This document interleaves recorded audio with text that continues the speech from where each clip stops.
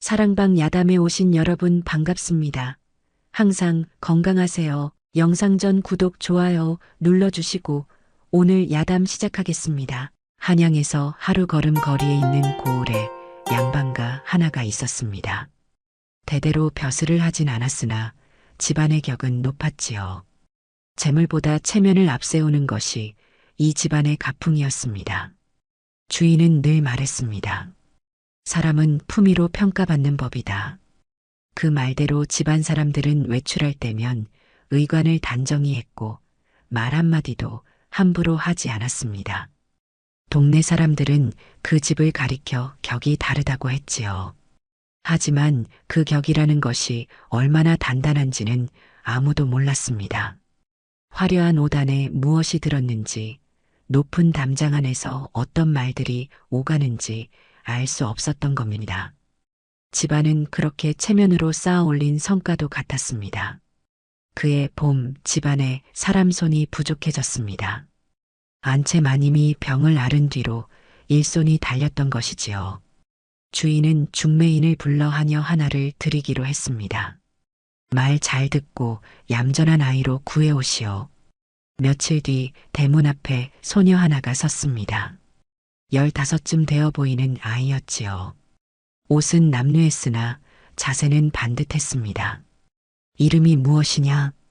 중매인이 대신 대답했습니다. 연하라고 합니다.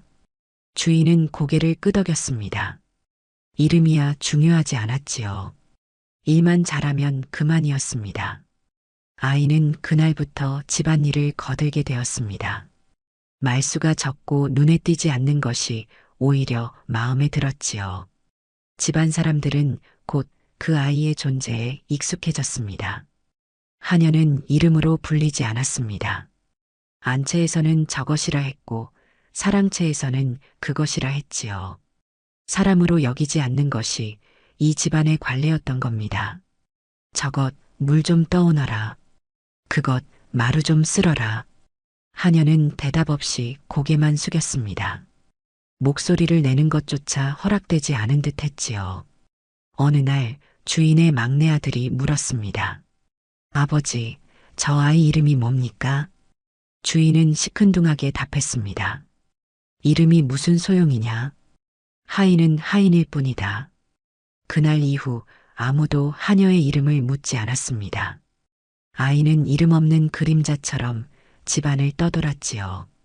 그렇게 사람은 사람이길 멈췄고 집안은 그것을 당연하게 여겼습니다. 안채 마님에게는 심심풀이가 하나 있었습니다. 하녀를 부르는 일이었지요. 특별히 시킬 일이 없어도 불렀고 실수라도 하면 그것이 오락거리가 되었습니다. 허허, 저것 좀 보게. 물동이를 기울이다니. 작은 실수였으나 모욕은 컸습니다. 안채 식구들이 모여 앉아 비웃었지요. 눈도 없나 손도 없나. 저러니 천한 것이지. 하녀는 고개를 숙인 채 그 자리에 서 있을 뿐이었습니다. 변명조차 허락되지 않았지요. 어느 날은 마님이 일부러 빚을 떨어뜨렸습니다. 그리고는 하녀를 불렀지요. 내가 떨어뜨렸구나. 함부로 다루니 그런 것이다. 하녀는 아무 말 없이 빚을 주워 올렸습니다. 억울함을 입 밖에 낼 수 없었던 겁니다. 그렇게 집안의 웃음거리는 날마다 이어졌습니다. 하녀는 새벽마다 가장 먼저 일어났습니다. 어둠이 채 가시기 전에 부엌에 불을 지폈지요.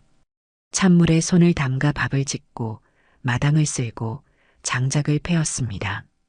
집안은 그 손 덕분에 돌아갔습니다. 따뜻한 밥이 상에 올랐고 깨끗한 옷이 장롱에 걸렸지요. 하지만 고마움을 말하는 사람은 아무도 없었습니다. 당연한 일을 했을 뿐인데 뭘 고맙다 하겠나? 주인은 그렇게 말했습니다. 일은 하인이 해야 할 몫이었고 잘해도 칭찬이 없고 못하면 꾸중이 있을 뿐이었지요. 하녀는 밤늦도록 일했습니다. 손은 거칠어지고 허리는 굽었지만 한마디 불평도 없었습니다. 말이 없다는 것은 불만이 없다는 뜻으로 여겨졌지요. 집안은 그렇게 말없는 손으로 유지되었습니다. 보이지 않는 수고 위에 세워진 평온이었던 겁니다. 그 무렵부터 집안에 이상한 일들이 생기기 시작했습니다. 곡간에 쌓아둔 곡식에서 벌레가 나왔지요. 정성껏 말린 것이었는데 하루아침에 상해버렸습니다. 이게 어찌 된 일인가? 주인은 당황했습니다. 몇 달치 양식이 한순간에 쓸모 없어진 것이지요. 그 뒤로도 잔탈은 이어졌습니다. 거래하던 상인이 갑자기 연락을 끊었고 빌려준 돈은 돌아오지 않았습니다. 별것 아닌 일들이었으나 계속되니 무시할 수 없었지요. 집안 어른은 말했습니다. 운이 기운 것 같구나. 사람들은 고개를 끄덕였습니다. 그저 운수가 사납다고만 여겼지요. 집안에 무슨 잘못이 있을 리 없다고 믿었습니다. 하지만 이상한 기운은 점점 짙어졌고 집안은 조금씩 기울기 시작했습니다. 불운이 계속되자 집안 사람들은 원인을 찾기 시작했습니다. 누군가는 조상의 묘자리를 탓했고 누군가는 방향이 나쁘다고 했지요. 그러다 한 사람이 말했습니다. 그 하녀가 들어온 뒤로 이상해졌소. 그 말 한마디에 모든 것이 정해졌습니다. 집안의 불운은 하녀 탓이 되었지요. 역시 천한 것을 들였으니 기운이 흐려진 것이다. 주인도 고개를 끄덕였습니다. 믿고 싶었던 것이지요. 자신의 잘못이 아니라 남의 탓이라는 것을 말입니다. 그날부터 하녀를 대하는 태도가 더 거칠어졌습니다. 말 한마디가 채찍처럼 날아왔고 사소한 실수에도 호통이 쏟아졌지요. 하녀는 여전히 말이 없었습니다. 그 침묵이 오히려 더 의심을 샀던 겁니다. 집안은 하녀를 미워하기 시작했습니다.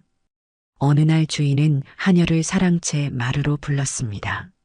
손님들이 앉아있는 자리였지요. 사람들 앞에서 꾸짖기 위함이었습니다. 내가 이 집안의 운을 흐린다고들 하는구나. 하녀는 고개를 숙였습니다. 변명할 기회조차 주어지지 않았지요.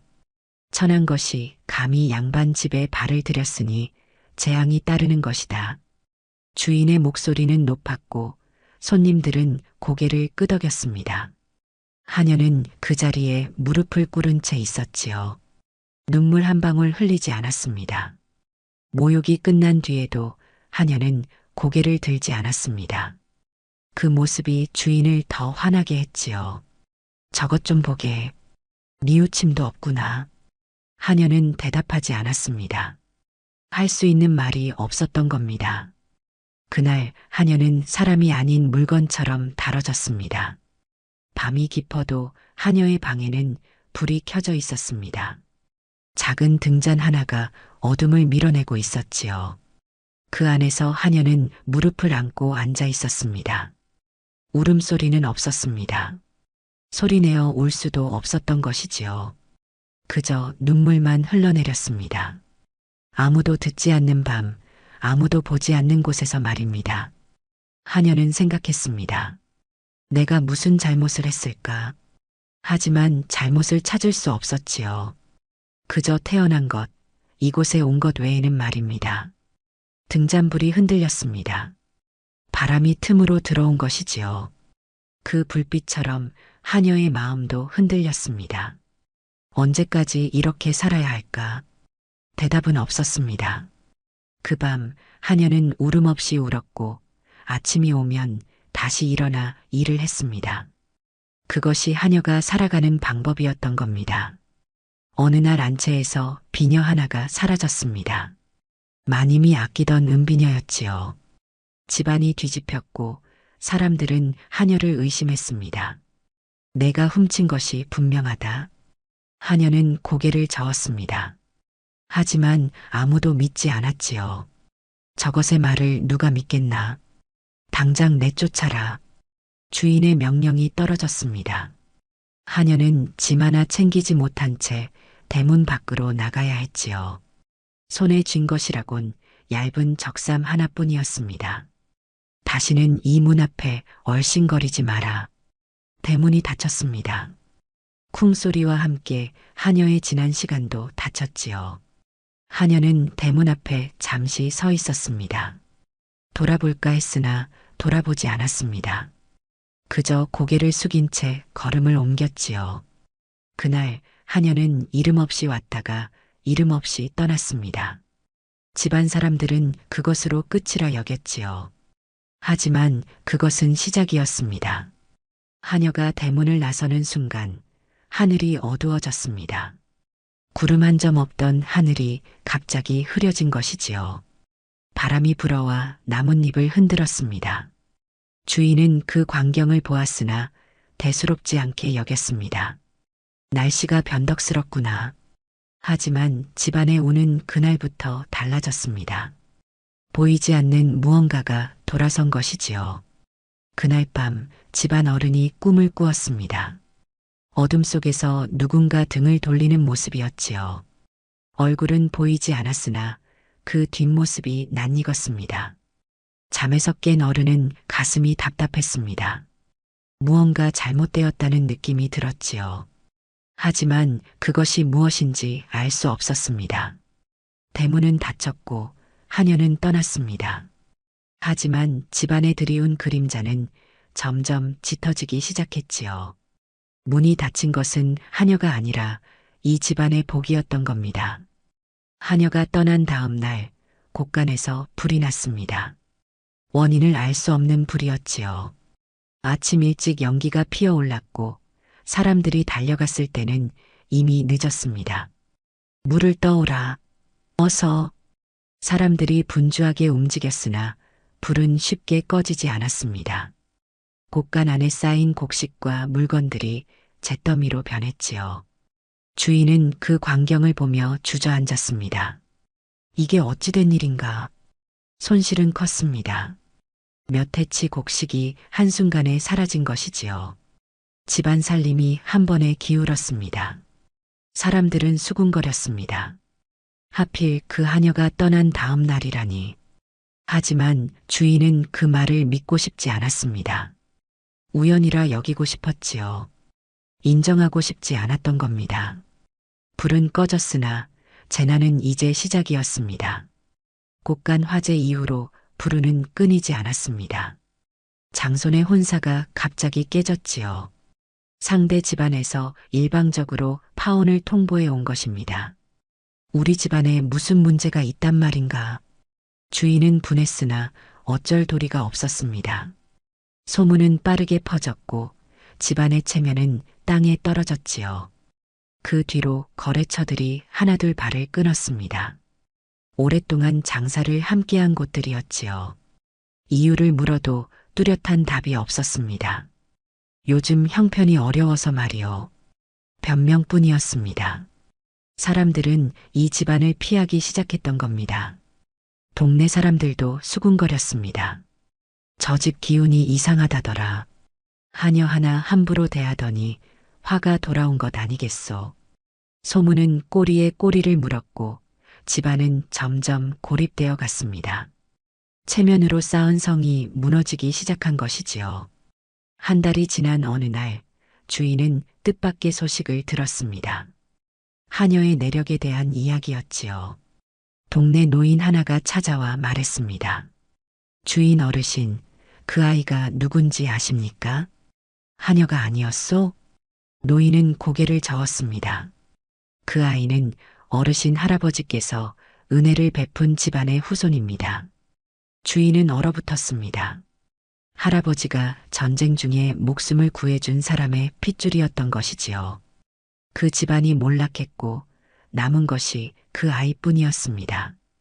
은혜를 갚고자 이곳에 온 것이지요. 주인은 아무 말도 할 수 없었습니다. 귀한 사람을 천하게 대접했던 것입니다.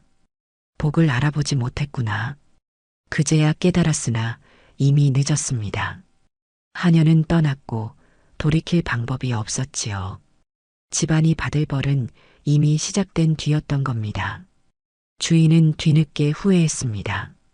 복이 눈앞에 있었는데 알아보지 못했던 것이지요. 귀한 핏줄을 하녀로 부렸고 이름조차 부르지 않았습니다. 내가 무슨 짓을 한 것인가. 집안 어른은 한숨을 쉬었습니다. 복은 스스로 찾아오지 않는다. 우리가 알아보고 받아들여야 하는 것이다. 그 말이 뼈아팠습니다. 복을 내친 것은 하녀가 아니라 자신들이었던 겁니다. 사람들은 이제야 말했습니다. 그 아이가 얼마나 말이 없고 고분고분했습니까? 실수도 거의 없었지요. 뒤늦은 칭찬이었습니다. 있을 때는 보지 못하고 떠난 뒤에야 그 소중함을 아는 것이 사람의 어리석음이지요. 주인은 생각했습니다. 다시 돌아온다면 정성껏 모시겠노라. 하지만 복은 한번 등을 돌리면 다시 돌아오지 않습니다. 집안은 그것을 뼈저리게 깨닫게 되었지요. 주인은 하녀를 찾기로 마음먹었습니다. 늦었지만 사과하고 싶었던 것이지요. 사람을 보내 사방을 뒤졌습니다. 연하라는 아이를 본 적 있소? 하지만 아무도 그 이름을 기억하지 못했습니다. 이름조차 제대로 불리지 못한 아이였으니 당연한 일이었지요. 주인은 직접 길을 나섰습니다. 고을을 돌며 물었으나 흔적은 어디에도 없었습니다. 마치 처음부터 존재하지 않았던 사람처럼 사라져버린 것이지요. 한 달을 돌아다녔으나 소용없었습니다. 하녀는 바람처럼 사라졌고 남은 것은 후회뿐이었습니다. 찾을 수 없구나. 주인은 지쳐 돌아왔습니다. 집안은 더 기울어 있었지요. 복은 발로 차면 떠나고 뒤늦게 붙잡으려 해도 돌아오지 않습니다. 집안은 그 진리를 뼈로 새기게 되었던 겁니다. 불과 며칠 만에 집안은 완전히 기울었습니다. 대대로 모은 재물이 허공으로 흩어졌지요. 빚을 갚느라 땅을 팔고 집안 물건들을 내놓았습니다. 이럴 수가. 주인은 믿을 수 없었습니다. 몇 달 전만 해도 이 고을에서 손꼽히는 집안이었는데 이제는 빈 껍데기만 남은 것이지요. 사람들도 등을 돌렸습니다. 예전에는 인사를 건네던 이들이 이제는 모른 척 지나갔습니다. 체면이 무너지자 남은 것이 없었던 겁니다. 집안은 텅 비어갔습니다. 하인들이 하나둘 떠났고 찾아오는 손님도 끊겼지요. 체면으로 쌓은 집이 체면으로 무너지는구나. 집안 어른의 말이었습니다. 재물은 쌓지 않고 격만 내세우다 이 지경이 된 것이지요. 하루아침에 무너진 것은 집안만이 아니었습니다. 사람의 마음, 믿음, 모든 것이 함께 무너졌던 겁니다. 사람이 떠난 집은 소리조차 죽었습니다.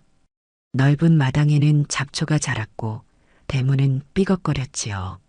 한때 이곳을 드나들던 사람들의 웃음소리는 어디에도 없었습니다. 주인은 텅 빈 사랑채에 홀로 앉아 있었습니다. 벽에 걸린 글씨를 바라보며 생각했지요. 체면이 무엇이었던가. 평생 지키려 했던 것이 이제는 무의미했습니다. 사람을 업신여기며 쌓은 격은 허상에 불과했던 겁니다. 안채도 적막했습니다. 마님은 병석에 누웠고 자식들은 뿔뿔이 흩어졌지요. 함께 하녀를 조롱하던 그 시간들이 떠올랐습니다. 우리가 사람을 사람으로 대하지 않았구나. 뒤늦은 깨달음이었습니다. 집은 남았으나 그 안에 사람은 없었지요. 체면은 빈 껍데기만 남았고 집안은 폐허가 되었습니다. 바람이 불어와 대문을 흔들었습니다. 떠난 이의 발자국 소리 같았지요. 한참 뒤 다른 고을에서 소문 하나가 들려왔습니다. 한 처녀가 귀하게 대접받으며 산다는 이야기였지요. 연하라는 아이가 그곳에서 양반과 양녀로 들어갔다더군요. 주인은 그 말을 듣고 얼어붙었습니다. 하녀였던 그 아이가 이제는 양반가의 딸로 살고 있다는 것이지요.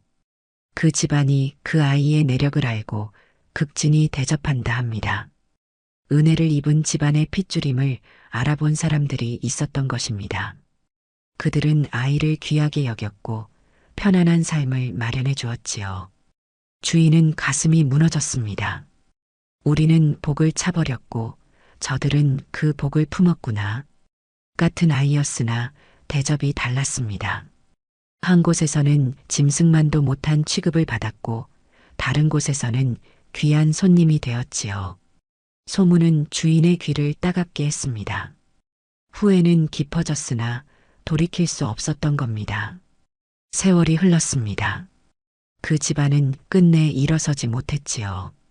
사람들은 그 집을 보며 고개를 저었습니다. 하녀 하나 함부로 대하더니 저렇게 되었구나. 하지만 그것은 반만 맞는 말이었습니다. 집안을 무너뜨린 것은 하녀가 아니었지요. 사람을 업신여긴 그 마음이 스스로 불러온 화였던 겁니다. 복은 사람을 가리지 않고 찾아옵니다. 귀한 옷을 입고 오기도 하고 남루한 모습으로 오기도 하지요. 하지만 그것을 알아보는 것은 사람의 마음입니다. 그 집안은 복을 알아보지 못했습니다. 눈앞에 있는 사람을 사람으로 여기지 않았지요. 체면만 내세우고 마음을 잃었던 겁니다. 사람을 귀하게 여기는 집안에 복이 머문다. 후세 사람들은 이 이야기를 전하며 경계했습니다. 집안을 무너뜨리는 것은 가난도 재난도 아니라는 것을 말입니다. 사람을 함부로 대하는 그 교만한 마음이 스스로를 망하게 한다는 것을 말이지요. 그 집안의 몰락은 그렇게 교훈으로 남았습니다.